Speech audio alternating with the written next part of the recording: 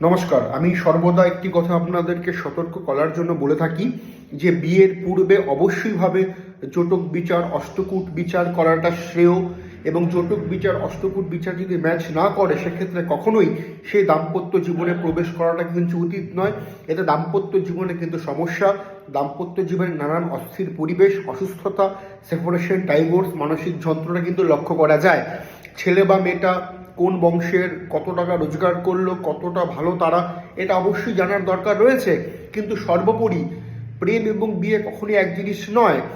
বিয়েটা কিরকম যাবে, বিয়েটা কেমনি যাবে, বিয়েটা কতটা সুন্দর হতে পারে, কতটা ভালো হতে পারে, সেখানে কোনো সমস্যা হার্ডেল নেই। তো এই সমস্ত কিছু কিন্তু অবশ্যইভাবে বিয়ের পূর্বে জটক বিচার এবং অষ্টকূট বিচার থেকেই করা সম্ভব। এবং মাথায় রাখবেন, জটক বিচার, অষ্টকূট বিচার ম্যাচ না করলে কখনোই বিয়ে দেওয়া উচিত নয়।